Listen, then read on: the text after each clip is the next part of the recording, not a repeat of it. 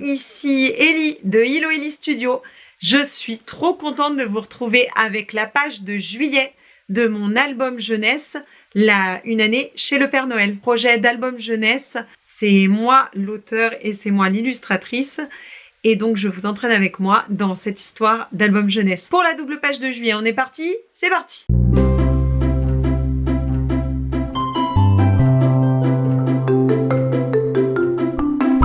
Je suis très contente parce que j'ai réussi à la faire assez vite. Je crois que j'ai mis environ 3 jours de travail, sans compter le storyboard. Ça, c'est le croquis était déjà fait depuis un bout de temps. Sans compter aussi la feuille que vous avez vue avec les petits plongeurs qui m'a permis de voir un petit peu dans quel type de mouvement je voulais mettre mes petits lutins. Double page de juillet, on est à la mer et alors à la base j'avais prévu quelque chose d'un petit peu plus simple en termes de composition avec effectivement une vue de la plage, des petits personnages dans l'eau, la plage, des cabines de plage derrière. C'était assez joli, assez simple. Simple ne veut pas dire nul. Simple veut juste dire que j'ai plus de batterie. Ah, voilà, maintenant que c'est branché, c'est bon.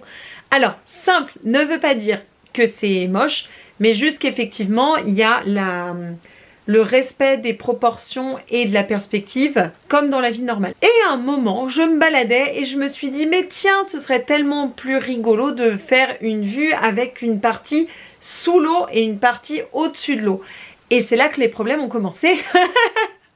Déjà parce que faire une vue sous l'eau, ça n'a rien de facile. Les lumières sont différentes, les couleurs sont différentes, les mouvements sont différents, c'est un peu particulier.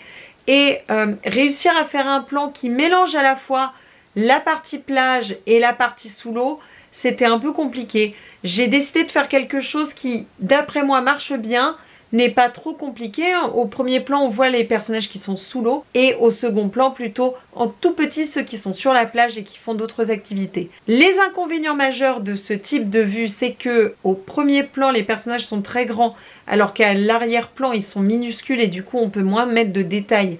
Et comme mes lutins reposent sur les détails, c'était pas très facile.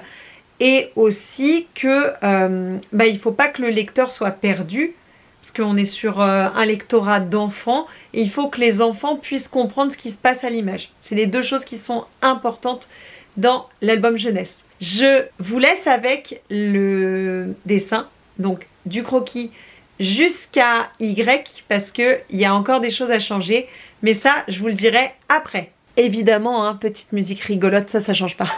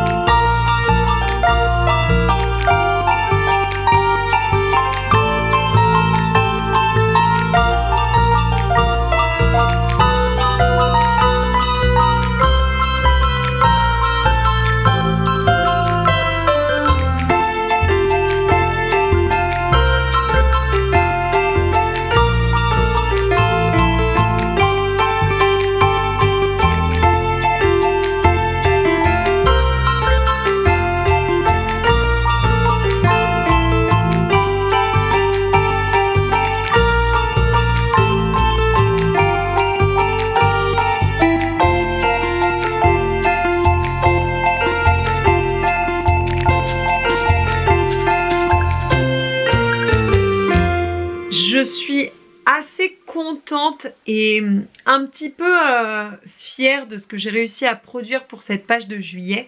Je vous ai dit qu'il y aurait des choses à changer. Alors déjà, en choses que j'aimerais rajouter, mais sans doute dans un second temps, c'est le ciel. Parce que là, j'ai laissé un petit bleu très délavé. J'aimerais rajouter un petit peu plus de contraste dans le ciel. Et j'aimerais rajouter quelques effets sur l'eau. Mais ça, je le ferai en digital. Donc, il faut que je le scanne et ensuite, je rajouterai dans la partie dessin tablette. J'ai entamé la page d'après et je suis tellement contente quoi. J'ai déjà entamé la page d'après, la page de mars. Le crayonné est terminé et donc je vais pouvoir passer dès demain parce que là, je tourne un petit peu donc j'aurai pas le temps. Dès demain, je vais pouvoir passer à la couleur et je vais essayer d'enchaîner assez vite parce que là, mars, du coup, je la commence. Techniquement, je voulais faire ça cette semaine et malheureusement, j'ai été très prise par le temps. La semaine prochaine, on commence le dossier, on l'envoie, ce dossier aux maisons d'édition. Il faut que j'arrête de penser que ça ne vaut pas la peine et que je vais être refoulée. Mes petits dimanches bleus m'ont demandé pourquoi je ne passais pas par l'auto-édition. C'est une grande question en fait. Je me suis pas tant renseignée que ça sur l'auto-édition pour être tout à fait honnête. J'aime bien l'idée de passer par le circuit classique parce que je vois ça comme quelque chose de plus stable plutôt que de passer par un parcours qui me semble plus compliqué avec des intervenants que je ne connais pas. Je sais pas du tout comment faire pour imprimer un livre, encore moins pour l'imprimer avec la qualité que j'espère, alors que je pense qu'une maison d'édition sera mieux à même de me conseiller. J'aime bien l'idée de... Je pense qu'il y a un petit côté doudou avec ce côté... moi, j'ai beaucoup de livres de Gallimard, de Ozu, de Nathan. Tellement de bons souvenirs qui se rapportent dans ma mémoire de jeune lectrice à ces maisons d'édition jeunesse que, en fait, ça me ferait plaisir d'intégrer ce circuit avec tous les inconvénients qu'il comporte parce que le circuit d'édition n'est pas un circuit parfait, mais je ne le connais pas. Donc pour l'instant, je ne peux pas le juger. Mais en fait, je pense que ça me fait moins peur que de passer par l'auto-édition. Ceci dit, je ne connais pas le principe de l'auto-édition. Moi, j'avais l'impression que ça me bloquait dans mes diffusions. Parce qu'il faudrait que j'aille marchander le bout de gras avec toutes les plateformes de vente pour que mon livre puisse se vendre partout. Alors que avec une maison d'édition, je gagne forcément moins d'argent. Mais toute cette partie publicité est prise en charge par quelqu'un d'autre, en plus du travail que je fournis sur les réseaux sociaux et notamment sur YouTube pour vous faire connaître mon travail. Ça répond pas vraiment à la question de l'auto-édition, c'est juste mes réflexions pour l'instant dans le déroulé du projet sur ce que j'en pense. En tout cas, il y a le dossier à faire, c'est un gros morceau, ça me stresse beaucoup parce que tant que je dessine dans mon coin, ça va. Mais dès qu'il va falloir commencer à parler de mon travail et à essayer de vendre mon travail, c'est une source de stress parce que ça repose sur moi et j'ai toujours tendance à beaucoup me dévaloriser. Donc, il faut que je fasse un gros travail sur moi-même pour pouvoir vendre ce projet auquel je crois. La prochaine page, donc, c'est la page de mars. On va retourner un peu dans la fraîcheur et dans le jardin. Et j'espère qu'elle vous plaira tout autant que la page de juillet ou que la page de janvier. Je l'ai fait, comme je vous ai dit, un petit peu en aléatoire. Donc là, je suis repartie sur mars. Après, je pense que je partirai sur octobre pour faire Halloween parce que, en fait, j'ai trop envie de faire la page d'Halloween. Et elle me fait un peu peur parce que je veux une vue de nuit. Et de nuit, ça veut dire des couleurs différentes. Enfin, chaque page apporte son lot de challenges. Et... je suis contente de pouvoir progresser petit à petit sur tous ces challenges. Et en même temps, à chaque fois, je me dis, oh, et si cette page, elle est ratée, et si c'est pas beau. C'est un peu la magie de l'illustration et de l'édition, des albums, etc. Et j'espère qu'en tout cas, cette page vous aura plu. J'ai été assez succincte sur ce que j'avais à vous dire pour juillet. Je pense que les images du dessin parlent d'elles-mêmes, en fait. S'il y a quelque chose dans ce que je dessine qui vous pose question ou si vous avez envie que je développe un sujet en particulier, n'hésitez pas à me le dire en commentaire. Moi, je me ferai un plaisir de vous faire une vidéo. J'ai plusieurs idées de vidéos à vous faire, hors les vidéos de mes dessins personnels. Et j'espère pouvoir les tourner et les monter assez vite. Non, parce que soyons réalistes, on est en juillet déjà. Juillet-août, c'est les grandes vacances. Il y a un moment, je vais beaucoup m'occuper de mes enfants et clairement, ils ne me laisseront pas un temps de silence suffisant pour vous tourner quoi que ce soit. Donc, c'est pas que c'est maintenant que jamais, mais je vais tourner quelques vidéos.